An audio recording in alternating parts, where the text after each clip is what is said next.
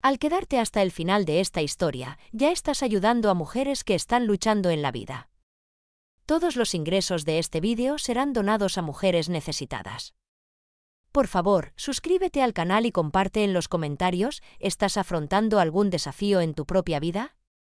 Quién sabe, quizá la próxima historia sea la tuya. Cuando se leyó el veredicto, sentí que el peso de 65 años por fin se levantaba de mi pecho.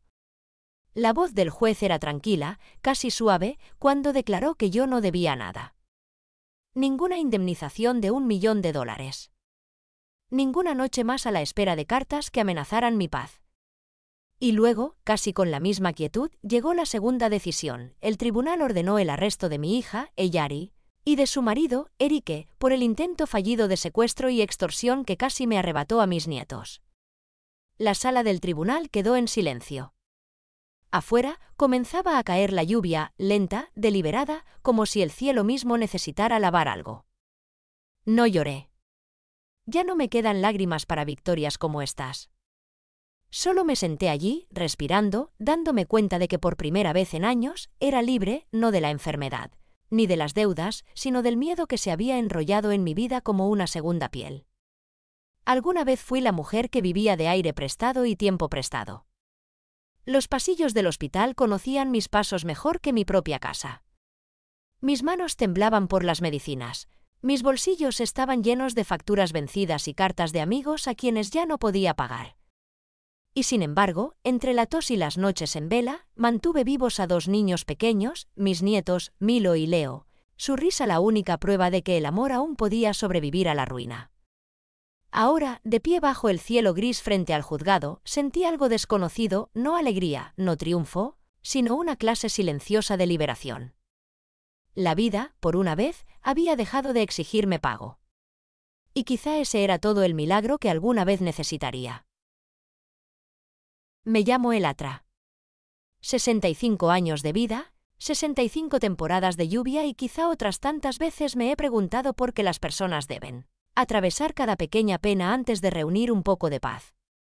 La habitación en la que vivo ahora tiene una ventana que da al barrio viejo, donde cada mañana la luz del sol se cuela por las cortinas arrugadas y cae sobre una foto descolorida de mi hija y de mí.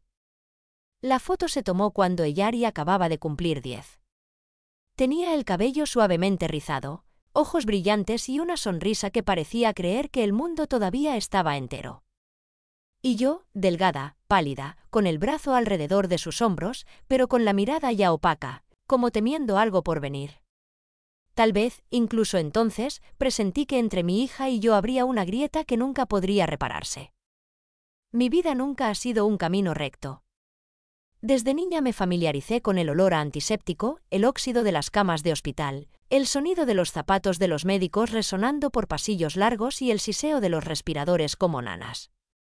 Padecí una enfermedad pulmonar desde los 15, una dolencia vieja que se me pegó como una maldición. Durante muchos años yacía en aquellas salas blancas, respirando el olor húmedo del oxígeno y escuchando las agujas tintinear en las bandejas de metal. Sobreviví a cada ataque de tos, sobreviví al sabor de la sangre y sobreviví a la soledad de quien está para siempre separada de la multitud.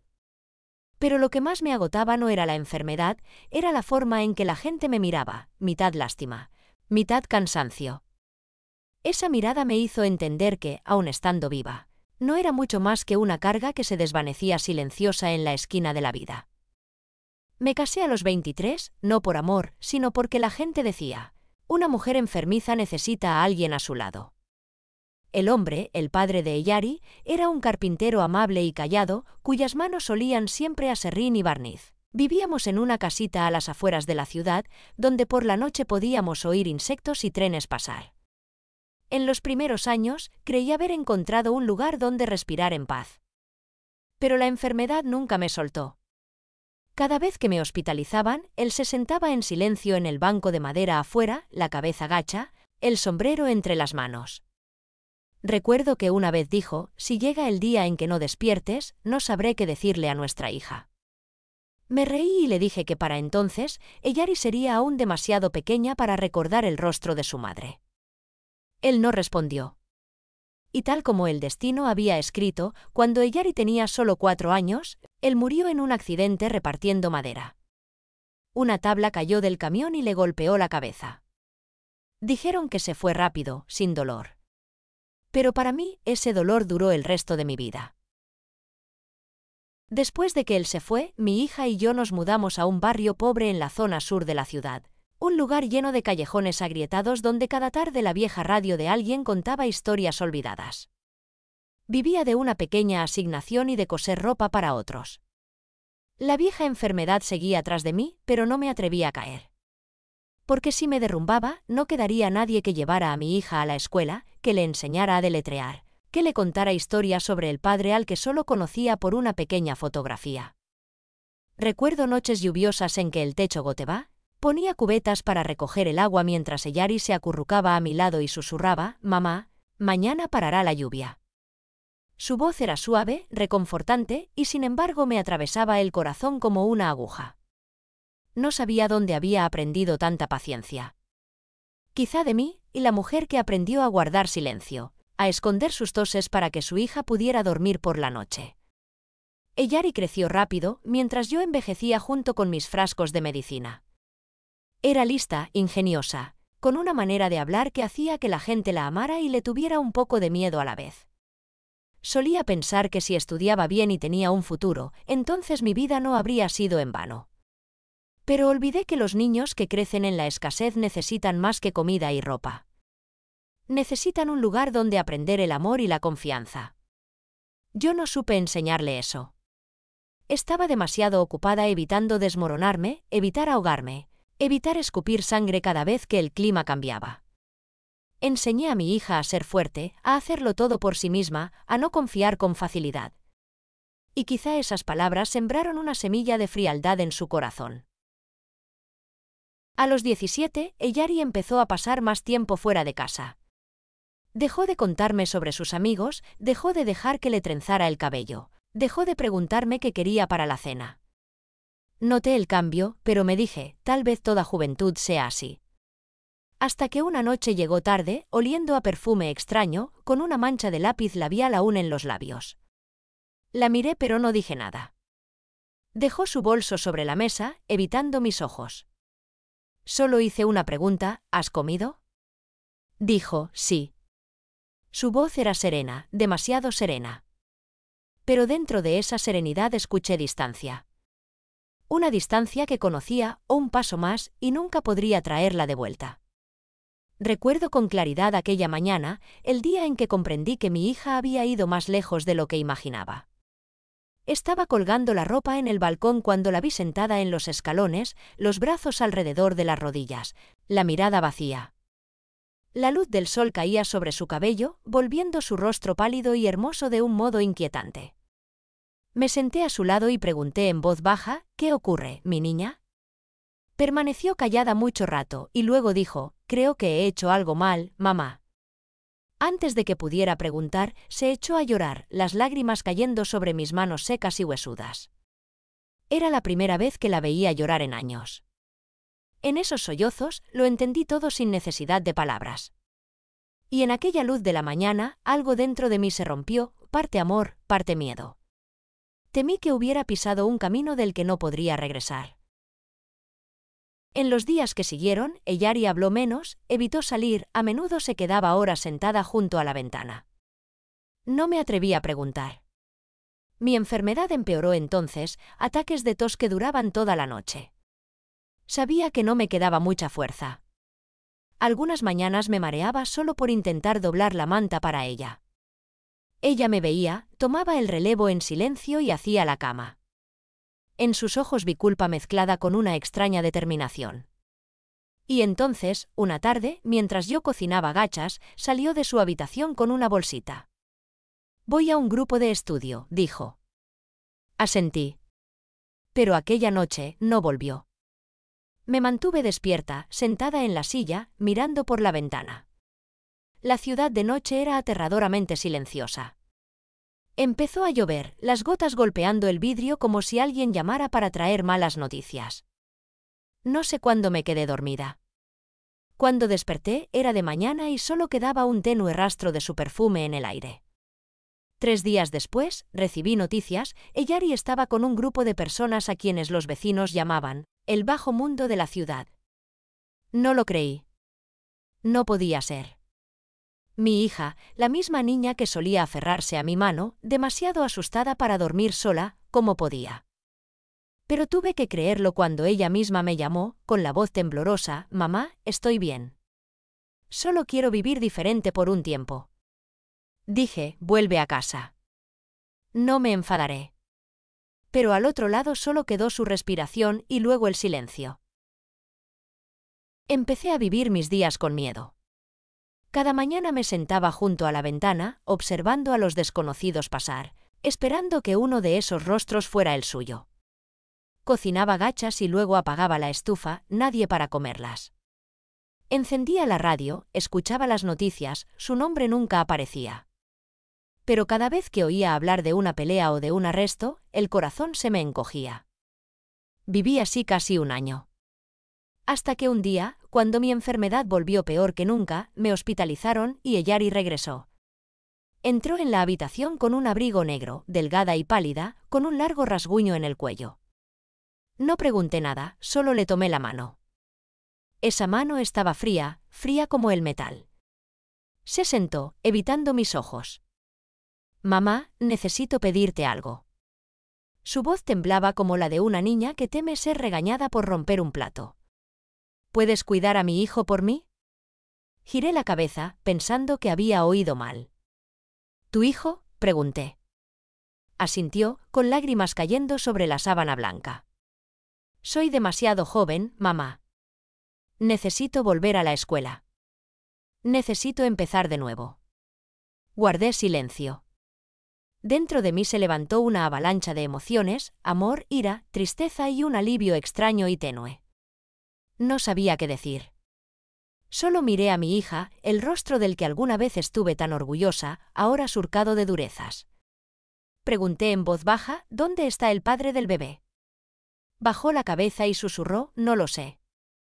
Suspiré y me di la vuelta para que no viera mis lágrimas. Tal vez la vida siempre da vueltas así: una madre da a luz, la hija trae un hijo. Y los errores se vuelven cicatrices que solo cambian de lugar pero nunca desaparecen. Asentí y dije una sola frase: «Está bien. Cuidaré al bebé». Eyari alzó la vista, los ojos enrojecidos temblando, la voz rota: «Gracias, mamá». Sonreí, y una sonrisa pequeña y callada, y en ella supe que estaba entrando en un nuevo capítulo de mi vida. Un capítulo en el que volvería a ser madre, abuela y, una vez más, una mujer que resiste. Aún recuerdo la primera noche que el bebé y yo dormimos juntos. Era diminuto, apenas un poco más grande que un puñado, la piel arrugada, la respiración tenue como humo. Lo puse sobre mi pecho, escuché el pequeño corazón latiendo con fuerza y en ese momento, sentí que volvía a vivir. Quizá Dios me había dado otra oportunidad, una vez más ser madre, aunque casi todas mis fuerzas ya se hubieran gastado. Llamé al bebé Milo, por un personaje de un libro viejo que leí cuando era joven. Creí que ese nombre le traería suerte, un nombre suave, con un destello de luz en medio de días oscuros. Durante las primeras semanas, Eyari se quedó conmigo, ayudando a preparar la leche, cambiar pañales y tararear nanas. Pero apenas unas semanas después, empezó a salir más a menudo. Decía que iba a la escuela, a buscar trabajo, a ver amigos. No pregunté. Cada vez que salía, solo le decía: «Lleva abrigo, hace frío afuera». Y ella apenas asentía. Había noches en que volvía tarde y noches en que no volvía. No hablé, no reñí, solo abrazaba a Milo y lo mecía hasta que su llanto se desvanecía en la oscuridad. Mi casa estaba al final de un callejón sin salida estrecho, donde el farol parpadeaba a menudo. Enfrente había una hilera de cuartos de alquiler para trabajadores migrantes, volvían tarde, riendo fuerte, a veces discutiendo por la factura de la luz. Me había acostumbrado a esos sonidos, eran como el latido del barrio, desordenado, cansado, pero vivo. Cada mañana, cuando el sol atravesaba los barrotes de la ventana y caía sobre la cara de Milo, sentía ablandarse de nuevo mi corazón. Se parecía tanto a Eyari cuando era pequeña, ojos profundos, labios ligeramente curvados, y esa manera de aferrarse a mi dedo tan fuerte como si temiera que pudiera desaparecer. Y así, día tras día, lo crié con todo lo que me quedaba. Mis dedos se volvieron ásperos de lavar pañales, me dolía la espalda cada vez que me agachaba. Las toses llegaban puntuales, como reloj, sobre todo por la noche. A veces creía que no podría continuar, pero cada vez que oía a Milo murmurar dormido, encontraba otra razón para vivir un día más.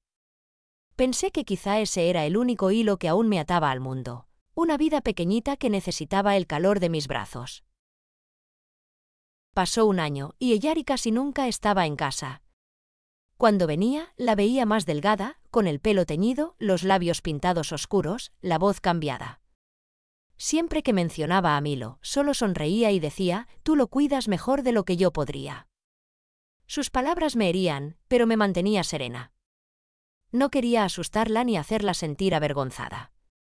Solo esperaba que algún día comprendiera que el amor de una madre nunca se reemplaza, sin importar cuántas palabras dulces le susurren otros allá afuera. Una mañana de febrero, cuando hacía tanto frío que el aliento de la gente se hacía niebla, Eyari entró en la habitación con un pequeño bulto en brazos. Yo estaba junto a la ventana con Milo. Acababa de aprender a balbucear la palabra abuela, en una voz temblorosa y diminuta que aún así calentaba el corazón. Eyari miró al niño, luego a mí, los ojos mezcla de ternura y agotamiento. «Mamá», dijo en voz baja, «tengo noticias». Puse a Milo en la cuna. Ella respiró hondo y lo dijo, «Yo, estoy embarazada de nuevo». Me quedé helada. No por sorpresa, por miedo. Miré a mi hija, la misma que una vez prometió empezar de nuevo, y vi el círculo del destino repitiéndose, como una canción vieja que no deja de sonar. No pregunté quién era el padre. Sabía que si hubiera querido decirme, ya lo habría hecho. Solo pregunté, «¿Qué vas a hacer?». Guardó silencio.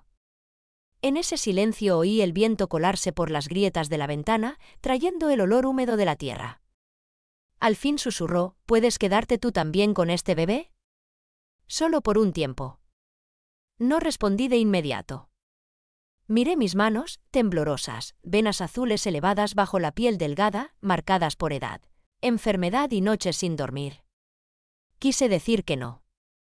Quise gritar que no me quedaba fuerza, que había dado toda mi vida por ella, que estaba cansada, que yo también necesitaba descanso. Pero cuando Eyari apretó mis manos, vi en sus ojos la misma mirada que yo había tenido una vez, la que puse cuando rogué a los médicos que salvaran a su padre en el hospital. Esa mirada suplicante y desesperada que rompe el corazón. Y así, asentí. El segundo bebé nació una mañana lluviosa. La lluvia golpeaba el techo de metal, cada gota pesada como una pregunta sin respuesta. Estuve en la sala de parto, escuchando los gemidos tenues de Eyari, luego el llanto del nuevo ser, fino pero real. Miré al bebé, pequeño como una flor frágil, y mi corazón se llenó a la vez de miedo y ternura. Ella lo llamó Leo, que significa león, dijo, porque quería que fuera más fuerte que ella. Sonreí, pero las lágrimas me corrían por la cara. En ese instante supe que, sin importar cuánto dolor me hubiera dado la vida, el amor que sentía por esos niños era la única cosa que seguía entera dentro de mí. Aún recuerdo la primera noche que el bebé y yo dormimos juntos. Era diminuto, apenas mayor que un puño, la piel arrugada, el aliento tenue como humo. Lo coloqué sobre mi pecho, escuchando el pequeño corazón latiendo deprisa, y en ese momento sentí que volvía a vivir. Quizá Dios me había dado otra oportunidad, una oportunidad para ser madre de nuevo, aunque la mayor parte de mis fuerzas ya se hubieran ido. Llamé al bebé Milo, por un personaje de un libro viejo que había leído de joven. Creí que ese nombre le traería suerte, un nombre apacible, con un destello de luz en medio de días oscuros.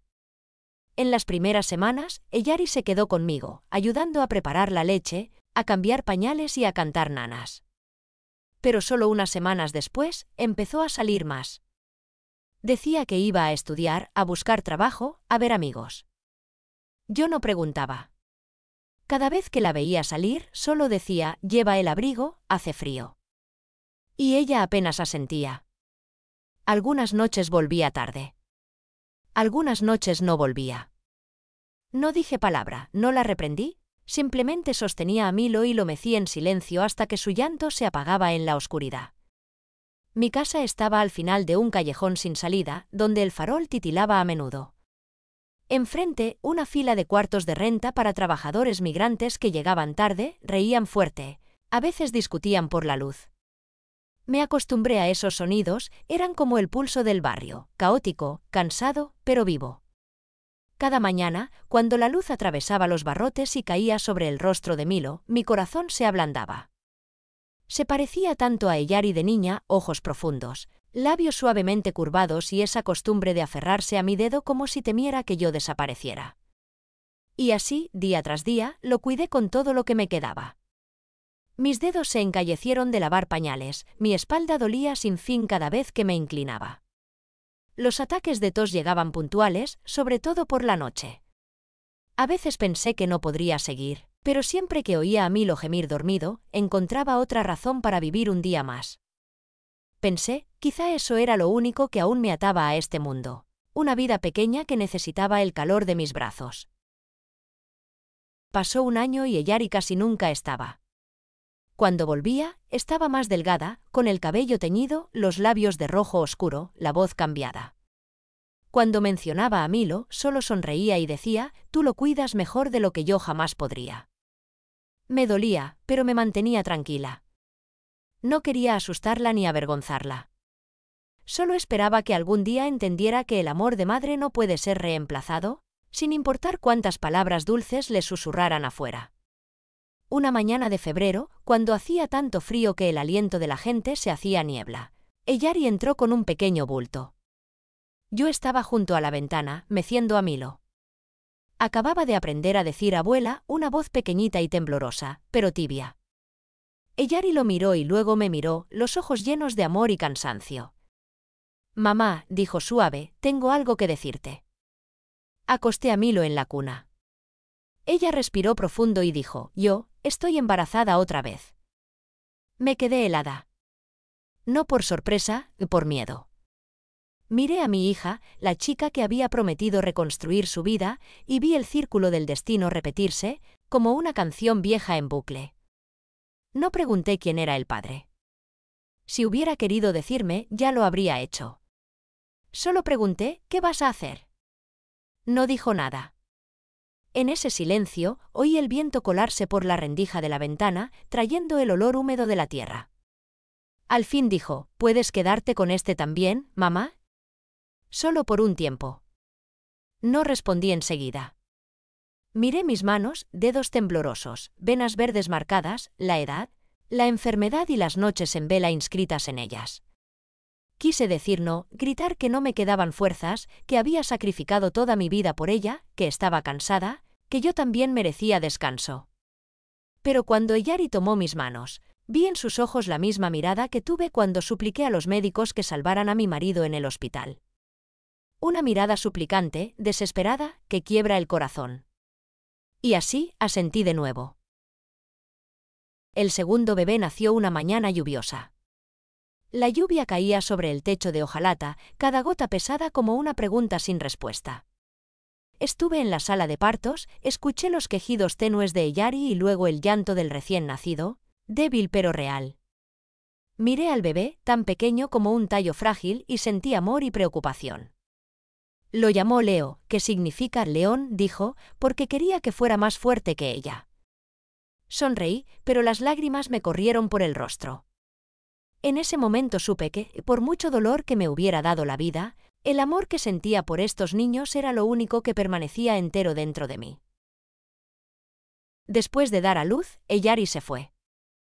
Dijo que volvería cuando las cosas estuvieran estables. Pero yo sabía, estable era un lujo en su vida. En los años que siguieron, estábamos solo Milo, Leo y yo. Los dos crecieron en la casita, rodeados por el sonido de la radio y el olor a medicinas.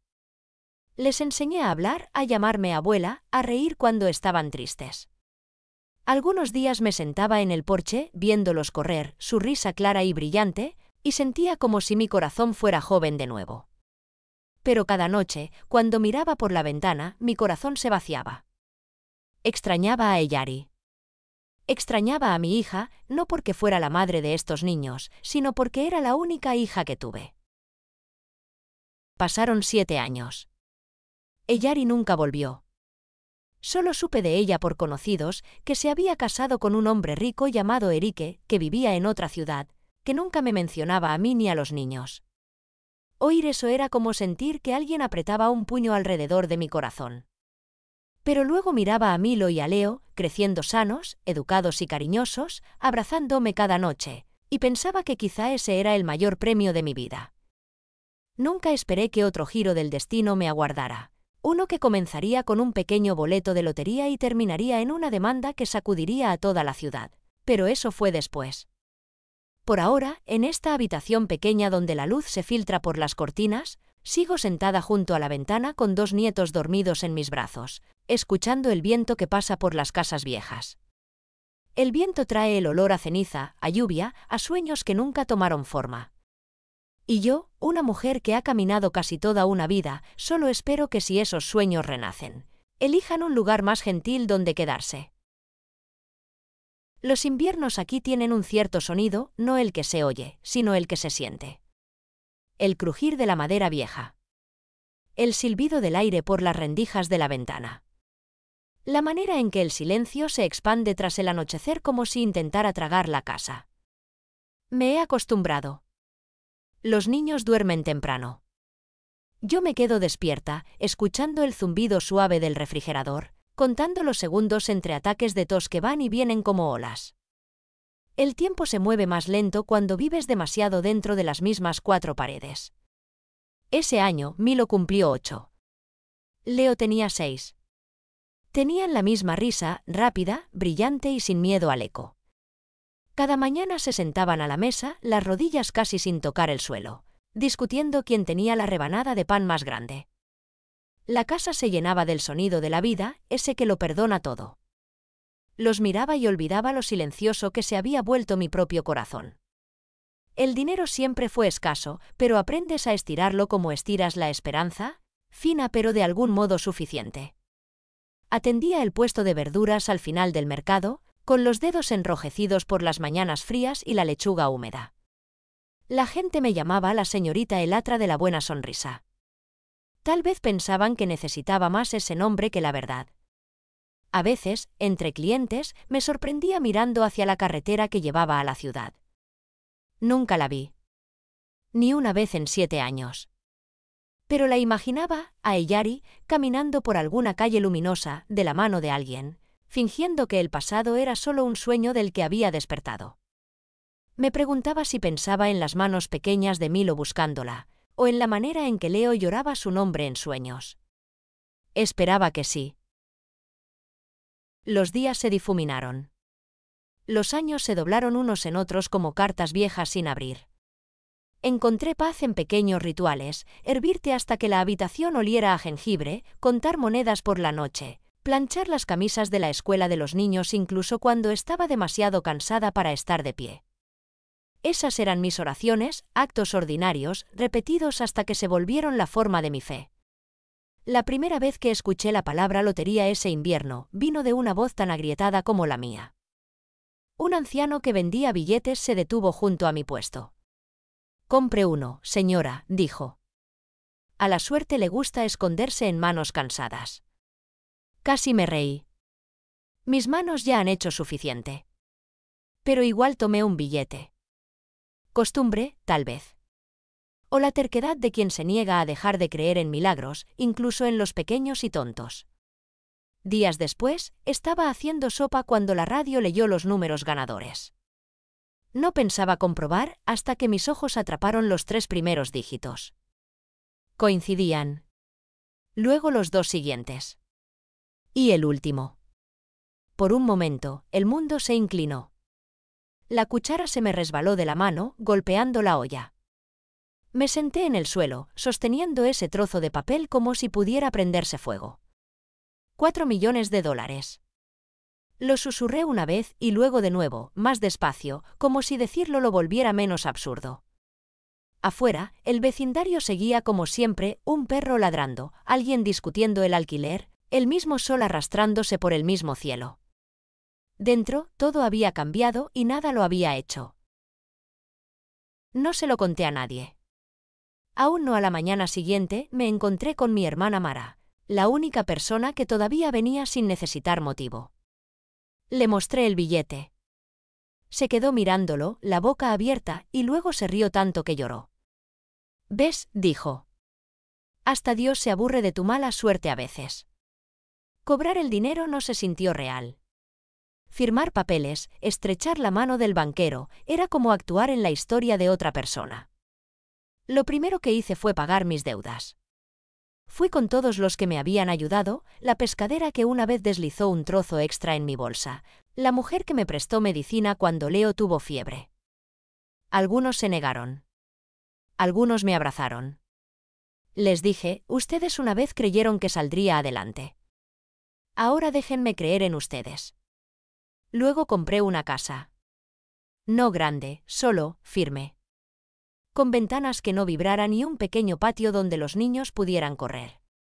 Cuando nos mudamos, vi a Milo correr tras Leo por las escaleras, gritando, riendo. El sonido de sus pies en la madera fue lo más puro que había escuchado. Aquella noche, por primera vez en años, dormí sin despertarme a toser. La casa venía con un jardín, tierra seca, maleza enredada, unas violetas tercas. Pasé semanas devolviéndole la vida.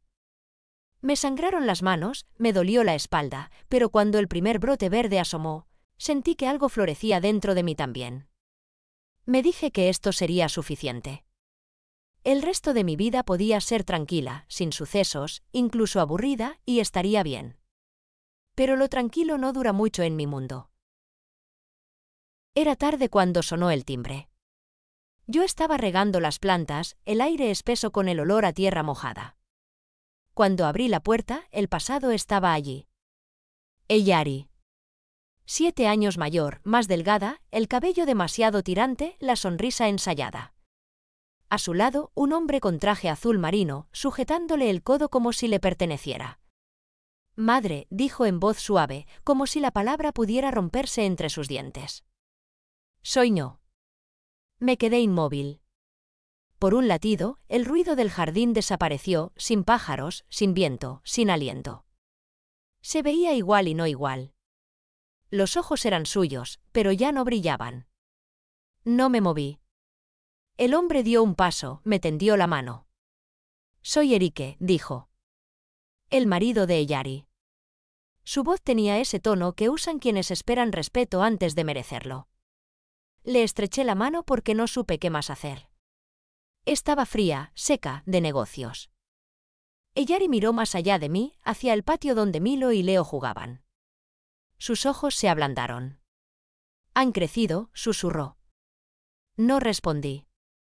Ella sonrió de todos modos, pequeña, temblorosa.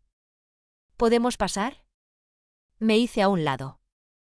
Entraron como quien visita un museo, cautos, educados, ligeramente incómodos. Erique echó un vistazo al salón, fijándose en los dibujos enmarcados, los muebles modestos. «Te ha ido bien», dijo. No supe si era elogio o sorpresa. Nos sentamos. Té entre nosotros. El silencio era espeso, como niebla. «Me enteré de tu buena suerte», empezó Eyari. Su voz intentaba sonar casual, pero debajo había algo, un temblor, un hambre. $4 millones, es increíble. La miré. «¿Oíste bien?». Dudó, luego se inclinó, los ojos brillantes. «Madre, hemos tenido años difíciles. El negocio salió mal. Erique perdió su firma. Solo necesitamos un poco de ayuda para volver a levantarnos». Allí estaba.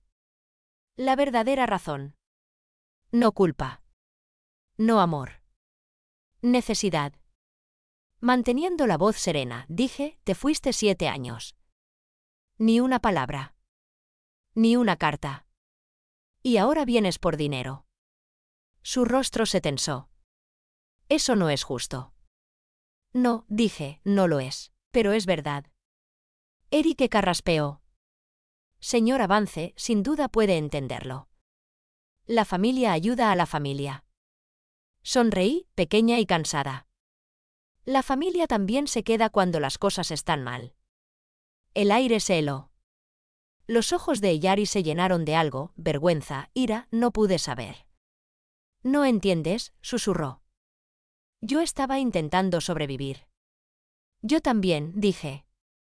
Miró hacia el jardín de nuevo, donde la risa de Milo flotaba por la ventana abierta. Por un instante su rostro se suavizó, luego se endureció otra vez. «Si no nos ayudas», dijo en voz baja, «te arrepentirás». Sonó a amenaza envuelta en súplica. No respondí. Ella se puso de pie, tomó del brazo a Erique y se fue sin otra palabra. Me quedé en el umbral mucho después de que desaparecieran calle abajo. El olor a lluvia aún estaba en el aire, pero se sentía distinto, más pesado, como advertencia. Esa noche, cuando arropé a los niños, Leo preguntó quién era esa señora.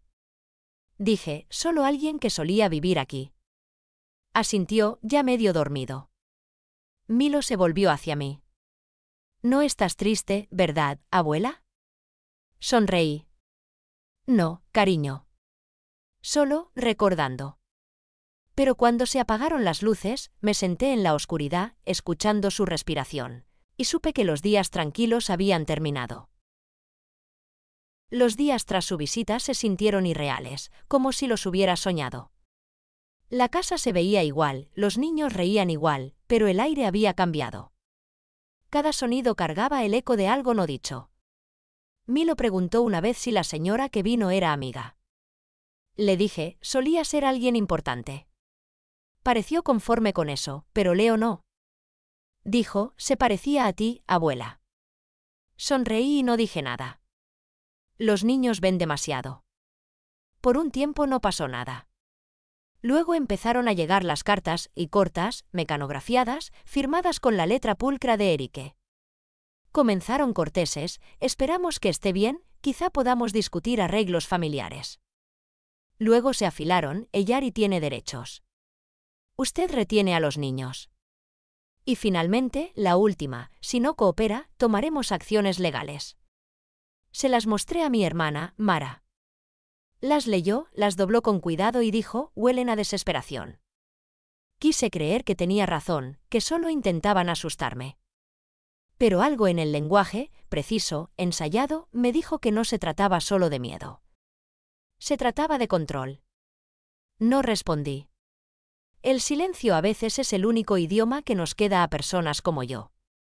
Pero el silencio tiene su precio.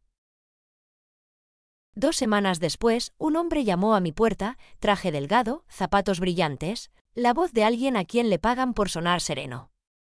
Me entregó un sobre legal. Dentro, una citación. Eyari y Erique me demandaban por interferencia de custodia y angustia emocional. Querían $1 millón por daños. Durante mucho rato me quedé mirando las palabras. Las letras se me nublaron. El papel pesaba, como si llevara cada año que pasé alimentando y protegiendo a esos niños. Cuando por fin alcé la vista, la luz afuera había cambiado, dorada, cansada. El sonido de los niños jugando en el patio me llegaba como de otro mundo. Mara estaba furiosa. «¿Tú criaste a esos niños cuando ella desapareció? ¿Cómo se atreve?». La detuve. «No desperdicies tu ira», dije. «No alimenta a nadie». Contraté a un abogado, un hombre callado llamado Drayton que olía levemente a libros viejos y café. Escuchó mi historia sin interrumpir y luego dijo, necesitaremos pruebas. Cartas, mensajes, testigos. Las tenía todas. Cada nota en la que Eyari me pedía cuidar a los niños. Incluso aquella donde prometía volver y nunca lo hizo. Asintió. Entonces no tiene nada que temer. Pero el miedo no necesita razón para existir. Vive en las esquinas de las habitaciones, detrás del sonido de los golpes en la puerta, en el silencio de los teléfonos que podrían sonar. La audiencia fue a finales de otoño. El juzgado olía a polvo y madera vieja. Eyari se sentó al otro lado del pasillo, el cabello liso, los labios pintados, la mirada fija en algo justo detrás de mí. Erique a su lado, susurrándole al oído. Intenté no mirarlos, pero es difícil no mirar a tus propios errores perfumados. Cuando entró el juez, todos nos pusimos de pie. Su toga se movía como una cortina que se cierra sobre una mala obra. Los abogados hablaron, palabras afiladas como cuchillos embotados por la repetición. Dijeron que yo había secuestrado a los niños, que los había alienado de su madre. Permanecí quieta, las manos entrelazadas, y pensé en la risa de Milo, en los dibujos de Leo pegados al refrigerador. Si el amor pudiera testificar, no necesitaría abogado. Drayton se puso en pie y empezó su defensa. Fue colocando las cartas sobre la mesa, una por una, prueba de abandono, prueba de intención, prueba de 7 años de silencio. Habló en voz baja, casi amable, como quien le explica a un niño por qué la verdad a veces duele. Cuando fue mi turno, me levanté. La sala se meció un segundo y luego se estabilizó.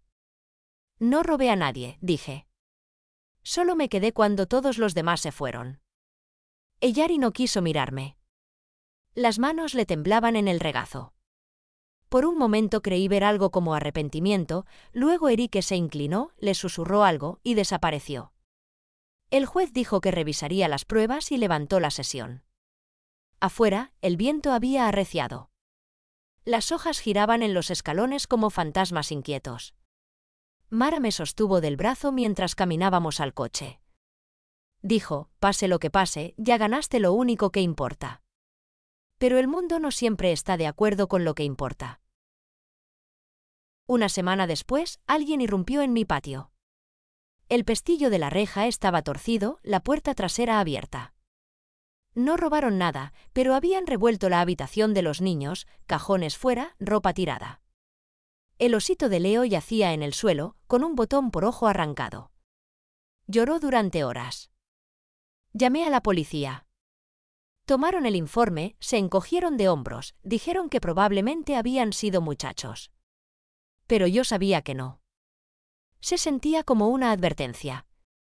Esa noche no dormí. Me senté junto a la ventana, mirando los faros pasar como fantasmas de decisiones que había tomado. A las 3 de la mañana, el teléfono vibró. Un mensaje, la próxima vez, nos los llevamos de verdad. Sin nombre. Sin número. Solo esas palabras. No se lo dije a los niños. Al día siguiente los llevé a la escuela yo misma, me quedé hasta que sonó la campana, esperé al otro lado de la calle hasta que se apagó la última luz del aula. El miedo te vuelve práctica. Drayton me instó a denunciarlo, pero me negué. Había pasado demasiados años siendo un problema para que otro lo arreglara. Este era mío para cargar. Por unas semanas, nada. Luego, una tarde, de esas que fingen ser pacíficas, los niños no llegaron a casa. La maestra dijo que habían salido a su hora. La calle estaba vacía. El aire parecía demasiado quieto.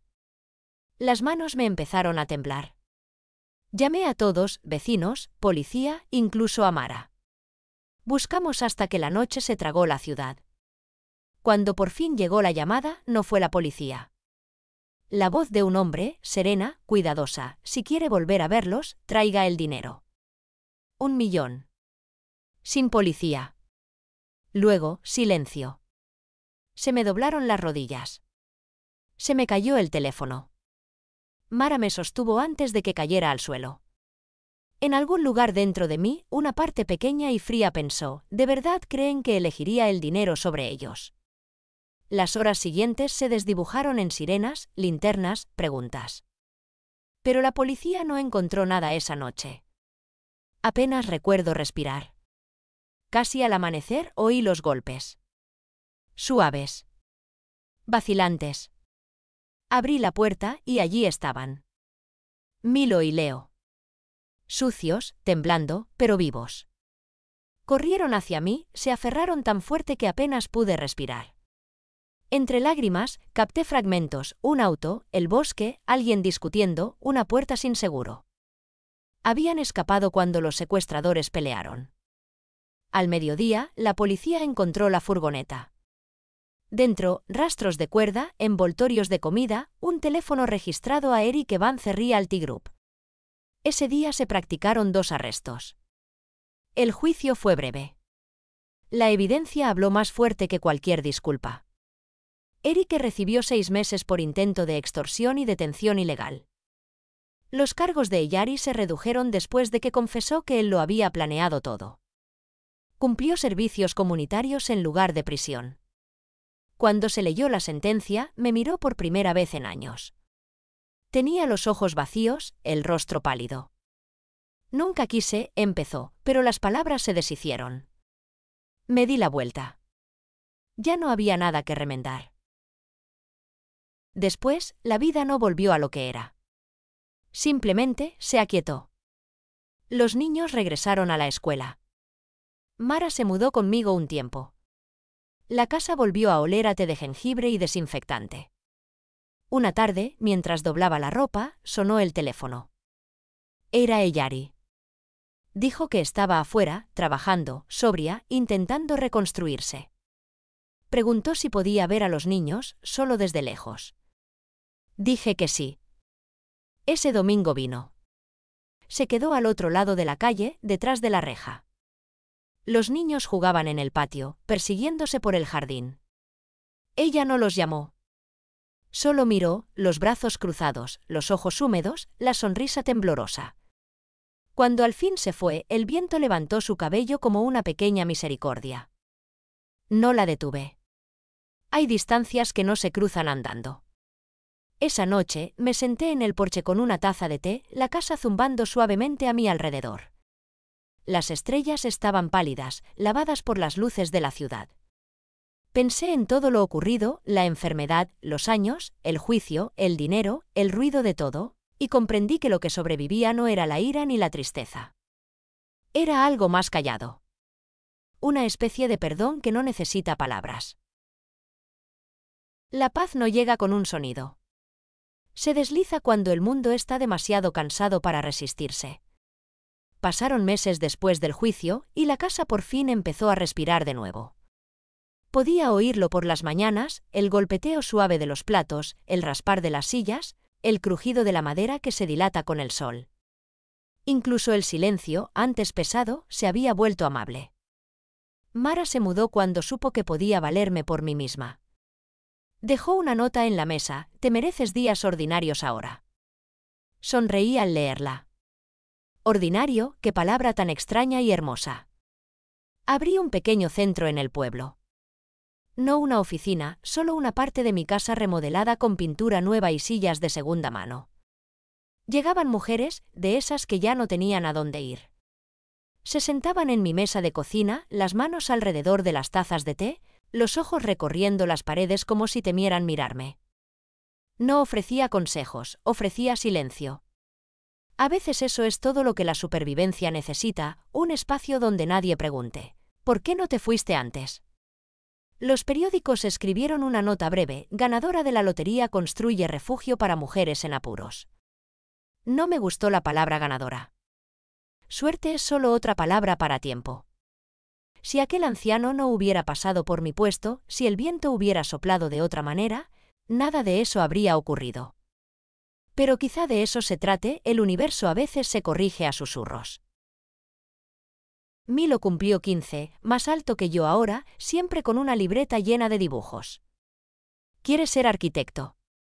Cuando le pregunté por qué, dijo: porque me gusta la idea de construir cosas que no se caen. Leo, 12, aún ríe demasiado fuerte, aún corre como si el suelo pudiera desaparecer. Toca el piano cada tarde, las notas se derraman a la calle, suaves e inestables, como el mundo practicando el perdón. No hablamos mucho de su madre. Saben trozos de la historia, lo suficiente para sostener compasión sin perder claridad. A veces preguntan: ¿crees que volverá? Y yo les digo: ya volvió, en la forma en que ustedes dos se ríen. Eyari escribe de vez en cuando. Sus cartas son cortas, cuidadosas, como alguien que aprende otra vez a usar las palabras. Nunca pide dinero, nunca excusa lo ocurrido. La última terminaba con: trabajo en una pequeña cafetería. Hago el café de la mañana. Se siente bien hacer algo que comienza el día de alguien más. La dejé en el refrigerador. A veces la veo de lejos. pasa camino al trabajo, echando un vistazo al jardín. Una vez dejó un ramo en la verja, lirios blancos, sus favoritos cuando era niña. No llamó. La vi desde la ventana mientras se marchaba, los hombros más rectos de lo que recordaba. Había paz en eso. Mi salud se ha estabilizado. Los médicos la llaman manejable. Camino más despacio ahora, pero cada paso se siente como algo recuperado. Cuando el dolor arde, me siento junto a la ventana, veo la luz arrastrarse por el suelo y me recuerdo, sigo aquí. Viva es una palabra silenciosa, pero contiene mucho. Los fines de semana, el centro se llena de risas. Mujeres cocinando juntas, niños persiguiéndose por el patio. Colgamos ropa en el mismo tendedero, sus colores ondeando como banderas de un país pequeño y testarudo que se niega a desaparecer. A veces las miro y pienso, esto es lo que parece la seguridad, no muros ni cerrojos, sino gente que elige quedarse. Una tarde, cerca de la primavera, se fue la luz en la ciudad. Todo el vecindario quedó oscuro salvo por las velas parpadeando en las ventanas. Los niños estaban al piano, los rostros iluminados por la llama. Tocaban suave, una vieja nana que solía tararear cuando eran bebés. Afuera, la noche apretaba cerca, pero la casa resplandecía por dentro. Sentí el aire, tibio y lleno de sonido, y comprendí, la luz que hacemos es suficiente. Más tarde, cuando volvió la electricidad, salí al porche. El cielo estaba ancho y limpio, las estrellas por fin visibles. Pensé en los años, la enfermedad, el bullicio de las sirenas, los papeles firmados por jueces y abogados, el peso del amor y de la ley. Pensé en cómo todo lo que alguna vez temí ya había ocurrido, y sin embargo aquí estaba, aún sosteniendo una taza de té, aún respirando. Milo salió y se sentó a mi lado. Dijo, abuela, ¿alguna vez desearías que las cosas hubieran sido diferentes? Lo miré, este muchacho que había visto demasiado y aún creía en la bondad, y dije, a veces. Pero si lo fueran, quizá tú no estarías aquí. Sonrió, la misma pequeña sonrisa ladeada que su madre solía tener cuando tenía 5 años. El jardín se mecía bajo el viento. El olor a tierra, a lluvia a punto de caer. La ciudad zumbaba a lo lejos, ajena a los pequeños milagros que ocurrían en esta casa tranquila.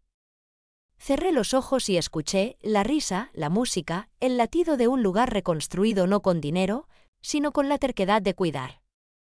Toda vida, comprendí, tiene un centro, no la parte ruidosa y brillante de la que la gente escribe, sino la quietud que queda después de que todo lo demás se quema. Ahí se esconde el amor. Ahí vivo ahora. Y si mañana no llegara, está bien. Esta noche hay luz en cada habitación. Y es suficiente.